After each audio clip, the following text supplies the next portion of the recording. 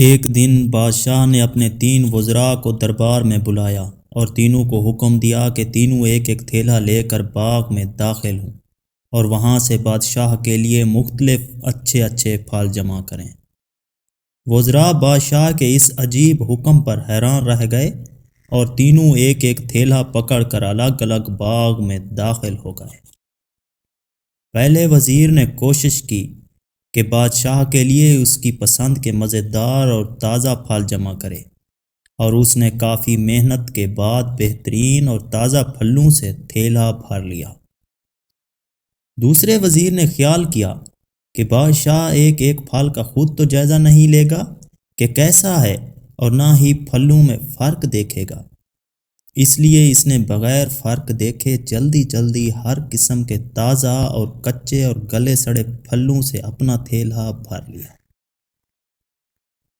اور تیسرے وزیر نے سوچا کہ بادشاہ کی توجہ صرف تھیلے کے بھرنے پر ہوگی، اس کے اندر کیا ہے اسے بادشاہ نہیں دیکھے گا۔ یہی سوچ کر وزیر تھیلے میں گھاس پھوس اور پتے بھر لیے اور محنت سے بچ گیا اور وقت بچایا۔ دوسرے دن بادشاہ نے تینوں وزراء کو اپنے تھیلوں سمیت دربار میں حاضر ہونے کا حکم دیا۔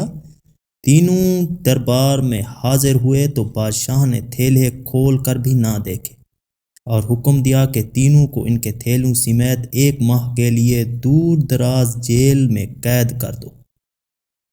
اب اس دور دراز جیل میں تینوں کے پاس کھانے پینے کے لیے کچھ نہ تھا سوائے اس تھیلے کے جو انہوں نے جمع کیا تھا۔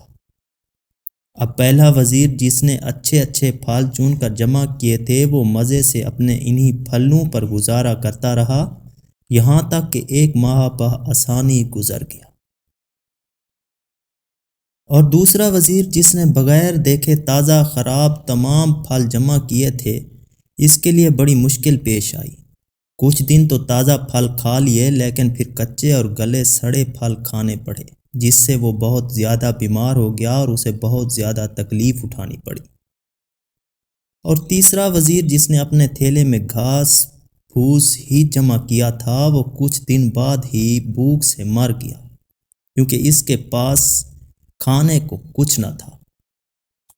اب آپ اپنے آپ سے پوچھئے آپ کیا جمع کر رہے ہیں؟ آپ اس وقت اس باغ میں ہیں جہاں سے آپ چاہیں تو نیک اعمال اپنے لیے جمع کریں اور چاہیں تو خراب اعمال، مگر یاد رہے جب بادشاہ کا حکم صادر ہوگا تو آپ کو اپنی جیل قبر میں ڈال دیا جائے گا۔ اس جیل میں آپ اکیلے ہوں گے جہاں آپ کے ساتھ صرف آپ کے اعمال کی تھیلی ہوگی جو آپ نے جمع کی ہوگی۔